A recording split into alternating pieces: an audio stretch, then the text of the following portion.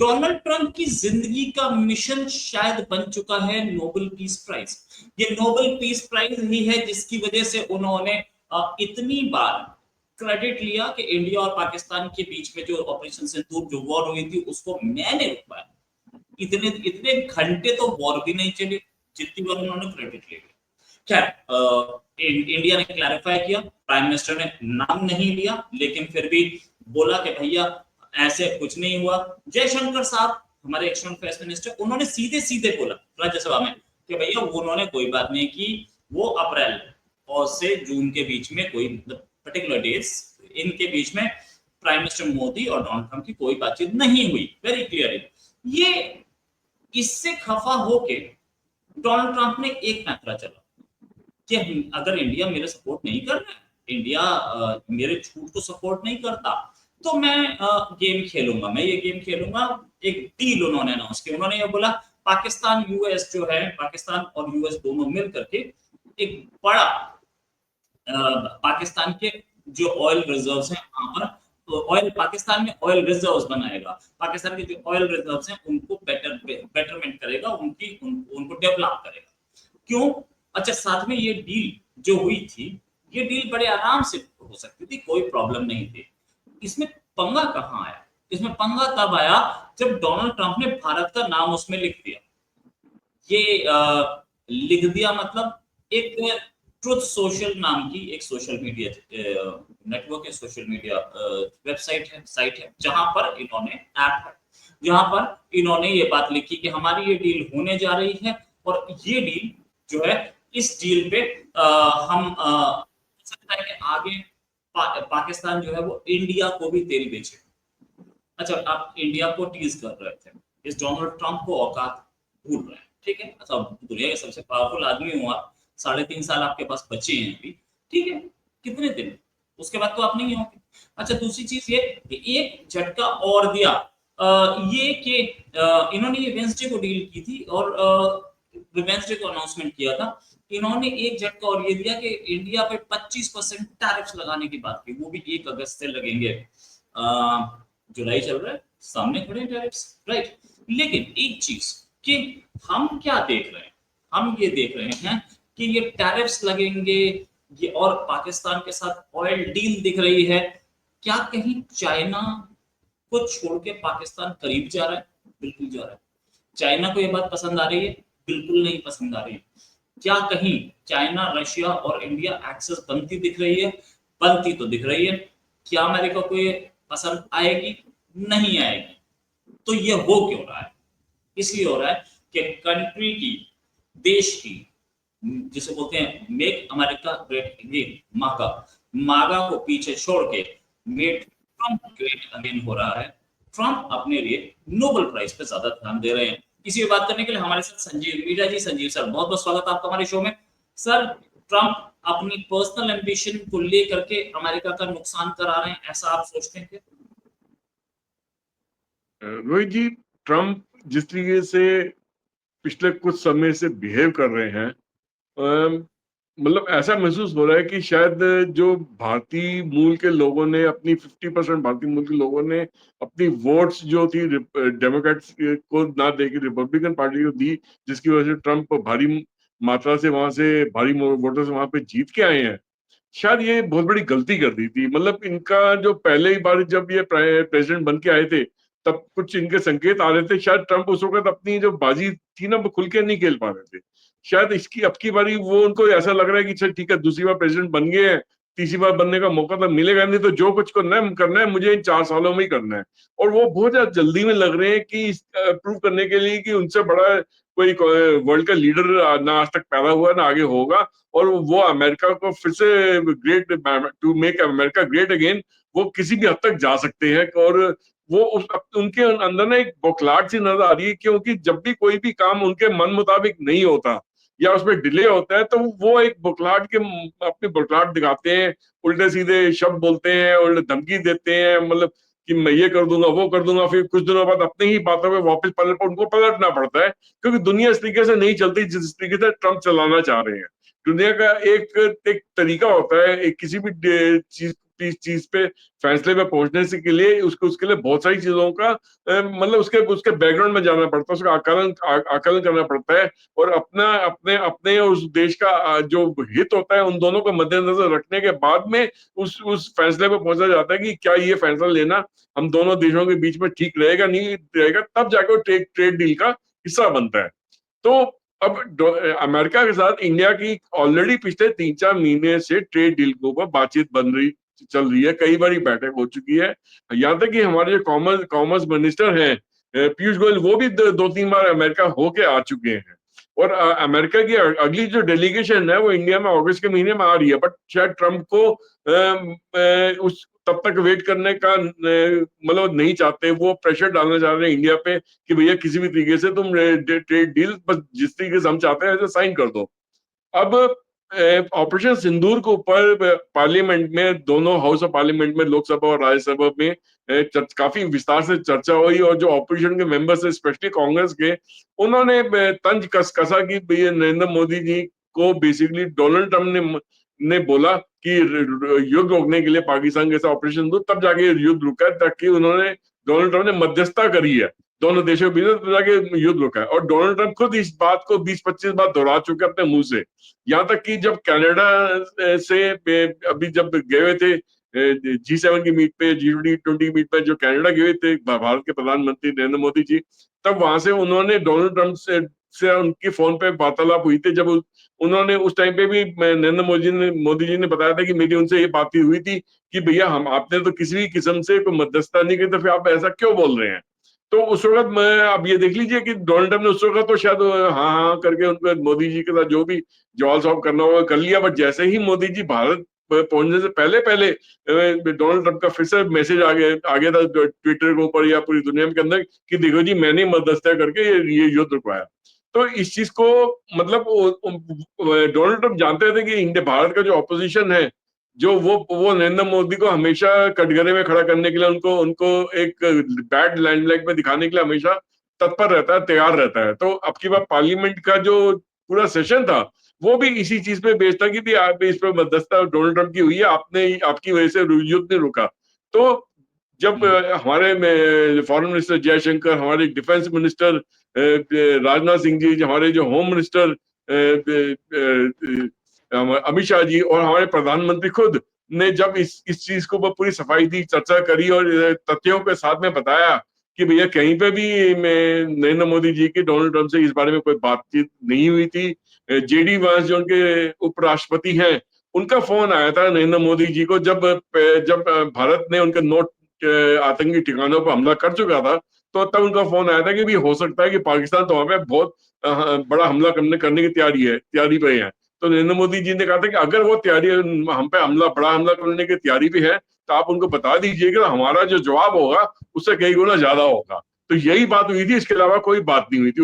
उसके बाद अगले 2-3 दिन जो ये हुआ था कि हमने उनके जितने भी हवाई अड्डे थे वो उड़ा दिए थे। तो वो युद्ध वहां पे जाके समाप्त हुआ था जब पाकिस्तान के डीजीएमओ ने भारत के डीजीएमओ को फोन करके बोला कि हम ये युद्ध विराम चाहते हैं, हम युद्ध खत्म करना चाहते हैं। तब जाके ये सीज फायर वहां पे लागू हुआ था, ना कि अमेरिका के किसी ने आके बोला कि नरेंद्र मोदी जी आप युद्ध बंद कर दीजिए। ऐसा कुछ युद्ध हुआ नहीं। डोनाल्ड ट्रम्प ने उस टाइम पे भी इस चीज को इस तरीके से इस्तेमाल कर रहा है कि मेरी नवाज शरीफ से भी बात हुई है, मेरी आसिम मुनीर से भी बात हुई है, मेरी नरेंद्र मोदी से बात हुई है, तो मैंने उनको आश्वासन दिया है कि अगर तुम युद्ध बंद कर दोगे मेरे कहने पे, तो तुम्हारे साथ अच्छी खासी मैं ट्रेड डील दूंगा और तुम्हें काफी बेनिफिट पहुंचाऊंगा। अगर ऐसी ही बात थी, अगर उनके कहने पे अगर युद्ध रुका था, तो ये टैरिफ किस बात का? फिर तो उनको उनको अब टैरिफ लगाना नहीं चाहिए था, उनको सारे वो बेनिफिट्स देने चाहिए थे ट्रेड के जो हमें मिलने चाहिए थे, जिसके बारे में वो दावा कर रहे थे। तो फिर दैट मीन वो अपनी ही बात को कॉन्ट्रडिक्ट करके बैठ गए हैं। अगर भारत पे उन्होंने टैरिफ लगा दिया कि 1 अगस्त से 25% टैरिफ लग जाएगा, और क्योंकि तुम रशिया के नजदीक और रशिया से तुम आर्म्स भी लेते हो और ऑयल भी लेते हो, उस पर पेनल्टी भी लगाएंगे। तो भारत ने इस चीज को ना, इस ट्रेड डील को जल्दबाजी में करने से मना कर दिया। उसके पीछे रोहित जी 2-3 वजह है, जो जिसपे अगर मैं थोड़ा सा 2-4 मिनट और लेके उस विस्तार में थोड़ा सा उस पर बताने की कोशिश करूंगा कि देखिए ट्रेड डील क्यों नहीं हो पा रही, क्यों जिस तेजी से अमेरिका चाह रहा है उस तेजी से अमेरिका ये ट्रेड डील क्यों नहीं साइन हो पा रही। नंबर 1, अमेरिका चाहता है कि भारत की जो टोटल जो एग्रीकल्चरल इकोनॉमी है उसके अंदर उसको हिस्सेदारी मिल जाए, वहां पे वो अपना सामान यहाँ बेचने में कामयाब हो जाए, जिसके लिए भारत ने साफ मना कर दिया। भारत ने कहा कि हमारे 70% जो हमारा जो इकोनॉमी है वो कृषि प्रधान है, और हर एक किसान अपनी मेहनत करके अपनी रोजी रोटी कमाता है, और जो भी किसान यहाँ पे मतलब कोई जो भी फसल उगाता है, फसल उगाने के बाद में जब फसल की कटाई होती है, उसमें से जो बिक जाता है बिक जाता है, बाकी जो बीज होता है वो बचा के रख लेता है अगले साल की फसल लगाने के लिए, फिर से इस्तेमाल करने के लिए। तो उसको नया बीज कम से कम मात्रा में खरीदना पड़ता है। ऐसा नहीं कि नया बीज बिकता नहीं, नया बीज हर साल बिकता है, मगर पुराना बीज भी काम में आता है। अमेरिका ने क्या करा है कि उसने अपने अपने अपने जितने भी बीज है उसको जेनेटिकली मॉडिफाई कर दिया है। वो एक बार से ज्यादा इस्तेमाल नहीं हो सकता। दैट मीन्स अगर अगर अगर उस फसल काटने के बाद उसमें से बीज निकाल के संभाल के रखा भी जाता है, तो वो अगली बारी उसमें से उपज नहीं निकलेगी, वो उसमें अंकुर नहीं फूटेगा, वो किसी काम का नहीं है। तो दैट मीन्स कि जो भारत का किसान है उस पर हर साल एक नया बर्डन पड़ेगा, एक बोझ पड़ेगा कि नया बीज पूरी पूरी क्वांटिटी जो है वो नए बीज की हर साल खरीदनी पड़ेगी, वो भी उस बीज की जिसको हमें अमेरिका से इंपोर्ट करके भी यहाँ पे अपने किसानों को बेचना पड़ेगा। तो दैट मीन्स वर्ल्ड की जो फूड बास्केट है उस पर वो किसी तरीके से कंट्रोल चाहता है अमेरिका, जो भारत ने मना कर दिया कि हम आपको अपनी कृषि प्रधान क्षेत्र में आपको एंट्री नहीं देंगे। दूसरा, स्मॉल स्केल इंडस्ट्री के अंदर वो घुसना चाह रहा था, हमारे स्टार्टअप सिस्टम के अंदर घुसना चाह रहा था, जिसके लिए भारत ने उसने भी मना कर दिया कि आप इस जो उसमें आप एंट्री नहीं लेंगे, उसमें हमारे हमारा अपना जो कॉमर्स मिनिस्ट्री है उसी के जरिए काम चलेगा, और जितने भी हमारे जो छोटे उद्योगपति हैं उनको प्रोटेक्ट करने के लिए हम आपको वो क्षेत्र में एंट्री अलाउ नहीं करेंगे, वहां पे इन्वेस्टमेंट अलाउ नहीं करेंगे। तो अब अमेरिका को ये गुस्सा आ रहा है कि भैया अगर ये अलाउ नहीं करेंगे तो हम अपना सामान जो ये चाइना से ज्यादा ले रहा है या रशिया से ज्यादा ले रहा है या यूरोप से ले रहा है, तो हमारा सामान इनके बाजारों में कहां से बिकेगा। अब भारत ने कहा कि तुम्हारी तो शिकायत हमारे साथ सबसे बड़ी ये चीज थी, तुम कहते थे कि हार्ले डेविडसन मोटरसाइकिल हम भारत में बेचने नहीं दे रहे, चलो ठीक है उस पर टैरिफ हम कम कर देते, आप बेच लो। अब कितने लोग हैं जो अमेरिका की महंगी हार्ले डेविडसन मोटरसाइकिल खरीदेंगे। होंगे कुछ लोग, मगर उतनी मात्रा में नहीं होंगे कि उसकी बल्क सेल हो जाए। यहाँ तक कि जो टेस्ला गाड़ियां हैं जो भारत में बेचना चाहते हैं, उस पर भी अगर टैरिफ कुछ कम कर देंगे तब भी टेस्ला गाड़ी की कीमत काफी रहेगी, इसलिए उसकी मास सेल नहीं हो पाएगी कभी भी। इसलिए और भी बहुत सारे प्रोडक्ट्स अमेरिका के हैं जो भारत में बिकना चाहते हैं, कहते हैं ठीक है बेच लो, तुम यहाँ पे हम टैरिफ कम कर देते हैं। भारत के ऊपर अगर 25% टैरिफ लग भी जाता है और ट्रेड डील नहीं भी साइन होती है, तब भी भारत को नुकसान इसलिए नहीं होगा कि अमेरिका ने बहुत सारे दूसरे देशों पे भी 25% का टैरिफ लगा रखा है। उनका माल भी अगर अमेरिका में महंगा जाएगा, भारत का भी महंगा जाएगा, एक लेवल प्लेइंग फील्ड भारत को उसके बावजूद भी मिलेगा, हाई टैरिफ होने के बावजूद भी। अच्छा, अगर यहाँ से महंगा सामान जा रहा है अमेरिका में, तो क्या वहां के लोगों को परेशानी नहीं होगी? क्योंकि भारत सबसे बड़ा फार्मास्यूटिकल आइटम्स का सप्लायर है आज की डेट में अमेरिका का। ठीक है, यहाँ से पेट्रोलियम प्रोडक्ट भी जाते हैं, यहाँ से गारमेंट्स भी जाते हैं। बांग्लादेश की गारमेंट की इंडस्ट्री पट्टा बैठ गया है, ना उनका बिजली है ना कॉटन है, तो सारी इंडस्ट्री ये भारत में आ गई है। अगर इतनी छेड़खानी इतना ज्यादा करेंगे टैरिफ के जरिए, तो वो सामान अमेरिका में ही जाके महंगा हो जाएगा। क्या अमेरिका के लोग उस महंगे सामान को खरीदेंगे 25% 30% एक्स्ट्रा पेमेंट देके? मुझे नहीं लगता। वो बैकलैश आएगा ही आएगा। अमेरिका जल्दबाजी में डील इसलिए चाहता है कि किसी भी तरीके से अमेरिका भारत जल्दबाजी में सब चीजों पे बारीकी में ना जाके ट्रेड डील जैसा हम चाह रहे हैं वैसा साइन कर ले, ताकि हम इनकी भारत की मार्केट पे अपना दबदबा बना सके और इनकी एंट्री ले सकते। बाद में भारत के साथ दादागिरी कर लेंगे तो कि तुमने ट्रेड डील साइन तो कर लिया, अब तो पीछे नहीं हट सकते। भारत वो काम नहीं करना चाहता। भारत अपने ही शर्तों पे ट्रेड डील साइन करना चाहता है कि जिसमें कहते हैं कि आपका भी बेनिफिट हो हमारा भी बेनिफिट हो, बैठ के शांति से करो जहाँ पे म्यूचुअल बेनिफिट पे हम काम कर सके।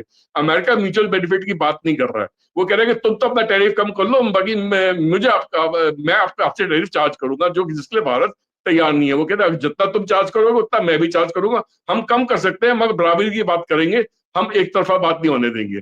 अब अमेरिका अगर कल को टैरिफ लगा भी देता है तो उसके बाद क्या उसके रिलेशन भारत के साथ सुधरेंगे?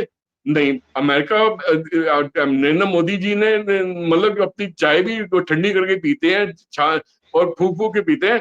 उन्होंने ऑलरेडी चाइना से अपने ट्रेड रिलेशन का कुछ हद तक सुधार लिए हैं। मतलब जब समझो कि 1,50,000 मेट्रिक टन पाम ऑयल जो है उन्होंने वहां से इंपोर्ट करा है। अभी चाइना से, क्योंकि चाइना एक स्पेशल रेट देने को तैयार था भारत को, सस्ते दाम में देने को तैयार था, जिससे वो इंटरनेशनल मार्केट से $20 से $25 वो कम में मिल रहा था। तो भारत ने इतना बड़ा ट्रेड डील वहां से चाइना से कर लिया कि ठीक है तुम्हारे पास ये सरप्लस में पड़ा है, मैं लेने को तैयार हूँ। तो क्या इससे भारत और चाइना की थोड़ी बहुत नजदीकियां नहीं बढ़ी ट्रेड के अंदर? ये बढ़ी है। क्या भारत ने पिछले दिनों में जाके ब्राजील से या अर्जेंटीना से या अफ्रीका के देशों से पूरे ग्लोबल साउथ के अंदर अपने रिलेशन ठीक नहीं करे? बिल्कुल ठीक करे हैं, उनके साथ ट्रेड डील साइन करी है, बिल्कुल करी है। तो क्या वो सामान वहां पे नहीं बेच पाएगा अमेरिका की जगह पे? वहां बेच लेगा। यहाँ तक कि जापान पे भी अमेरिका ने कहा कि हम 25% टैरिफ लगाएंगे। जापान कहता है हम टैरिफ अगर ऐसे करोगे तो हम आपसे ट्रेड डील नहीं करेंगे। मलेशिया इंडोनेशिया पे भी डोनाल्ड ट्रंप ने कहा जी ट्रेड डील हमारी साइन हो गई है, उन्होंने कहा जी हमारी कोई साइन ही नहीं हुई है। चाइना से भी अमेरिका ने कहा कि हाँ जी हो गई, जबकि चाइना उस चीज को फॉर्मली एक्सेप्ट करने को तैयार नहीं है कि हाँ जी ये सब कुछ वैसे ही हुआ है, जैसे यूरोपियन यूनियन में दबाव डाला है। तो डोनाल्ड ट्रंप का जो झूठ है वो सिर्फ इस यहीं तक सीमित नहीं है कि उसने भारत और पाकिस्तान के बीच में मध्यस्थता करके युद्ध रुकाया। उसका उसका उनका जो झूठ है डेली बेसिस पे वो बोलते हैं कि मेरी से फलाने से ट्रेड डील होगी, ढिमकाने से ट्रेड डील होगी, मैंने उस पर इतना टैरिफ लगा दिया, इतना लगा दिया, उसके बावजूद भी ट्रेड डील होगी, उन्होंने हमारा टैरिफ घटा दिया। मगर असल में ऐसा कुछ है नहीं। ये सब झूठ के ही एक शिकंजा इन्होंने अपना जाल बिछाया था, जो धीरे धीरे करके उजागर हो रहा है दुनिया के सामने। ये अपनी बदनामी खुद कर रहे हैं। यहाँ तक इनके पार्टी के लोग अब धीरे धीरे अंदर ही अंदर बोलने शुरू हो गए कि ये आदमी कर रहा तो क्या कर रहा है, क्यों हमारी दुनिया में बेइज्जती करवा रहा है। इधर से रशिया और चाइना पहले से ज्यादा मजबूती से इकट्ठे हो गए हैं। इंडिया और रशिया पहले से ज्यादा मजबूती से इकट्ठे हो गए हैं। इंडिया और चाइना के बीच में कुछ किसी हद तक ट्रेड डील रिलेशन सुधरे भी हैं। इन सब चीजों को देखते हुए डोनाल्ड ट्रंप कहते हैं लो जी मैं तो पाकिस्तान के साथ ऑयल डील करने जा रहा हूँ, मैं वहां पे ऑयल के वो रिफाइनरी लगाऊंगा। भाई साहब लगा लो जाके, आपकी ऑयल की रिफाइनरी एक दिन में, आपकी ऑयल की रिफाइनरी लगने में 3 से 4 साल लगे रहे, तब तक तो आपका टाइम खत्म हो जाएगा, टर्म खत्म हो जाएगी। जो नई नई गवर्नमेंट आएगी क्या वो उस चीज को सहेगी कि इंडिया के साथ रिलेशनशिप खराब करके एक ऐसी इकोनॉमी के साथ जिसकी भतीजा हालत है उसके साथ काम करे? वो कभी नहीं करेगी ऐसा। और उस जिस एरिया में अमेरिका कहती है कि वहां पे पाकिस्तान के पास ऑयल रिजर्व्स है, वहां पे ऑयल रिजर्व्स नहीं बेसिकली गैस के रिजर्व्स है। ऑयल वहां पे धेले भर का नहीं है उस एरिया में। ठीक है। अच्छा, दूसरी चीज ये रोहित जी कि अगर इतना सब कुछ करना ही है, क्या चाइना चुप करके बैठा रहेगा? पाकिस्तान को अमेरिका अमेरिका के खेमे में जाने देगा चाइना? ऐसा नहीं होगा। अगर ऐसा होगा तो चाइना भी अपने दाव पेच पूरा पाकिस्तान के अंदर खेलेगा और पाकिस्तान एक खाड़ा बन के रह जाएगा चाइना और अमेरिका के कोल्ड वॉर का। तो क्या पाकिस्तान उसके लिए तैयार है? शायद वो दोनों तरफ से पैसा लेके वो खेल वो अपने आप को बेइज्जत करवाने के लिए तैयार रहता है। शायद वो अखाड़ा बनने को तैयार भी हो जाए, मगर उसका खामियाजा भारत ने भुगतना चाहता कि आपस में लड़ो मरो जो मर्जी करो, मुझे बख्श दो भैया, मैं अपनी अपनी अपने तरीके से अपना काम चलाता हूँ। अब कल की ही न्यूज है कि जो सेमीकंडक्टर्स के जो चिप्स थे, भारत ने आईआईटी को दिए थे वो चिप्स डेवलप करने के लिए। आईआईटी ने 20 अलग अलग डिजाइन के चिप्स भारत के सामने रख दिए, लो जी ये चिप्स बना दिए। अब उन्होंने टेस्टिंग के लिए वो चिप्स दे रखे हैं, इंडियन आर्मी को भी दे रखे हैं, इंडियन कई और लेबोरेटरीज को भी दे रखे हैं, इंटरनेशनल लेबोरेटरीज में भी दे रखे हैं। क्या इसे चेक करके देख लो। अगर वहां से जो चिप्स अप्रूव होकर आएंगे, भारत इमीडिएटली उसकी प्रोडक्शन शुरू कर देगा, साल भर के अंदर वो चिप्स मार्केट में उतर जाएंगे। तो रेयर अर्थ की जो परेशानी की वजह से देखते देखते थे, या रेयर मैग्नेट्स की परेशानी की वजह से देखते थे ये सेमीकंडक्टर्स और डेवलप नहीं कर पाएगी भारत ने वो काम करके दिखा दिया है कि भैया ये चीज मेरी तैयारी पूरी है। तो ये इनकी बौखलाहट है वेस्टर्न इकोनॉमीज की, भारत के खिलाफ की। ये देख नहीं सकते आज की डेट में कि भारत एक उभरता हुआ ऐसा सितारा बन गया है, ऐसी ऐसी सुपर पावर बनने जा रहा है जिसको वो रोक नहीं पा रहे, उस पर अपना उनका कोई बस नहीं चल पा रहा। तो ये पूरी जो बौखलाहट है वो डोनाल्ड ट्रंप की बॉडी लैंग्वेज में, उनके लफ्जों में जाहिर होती है।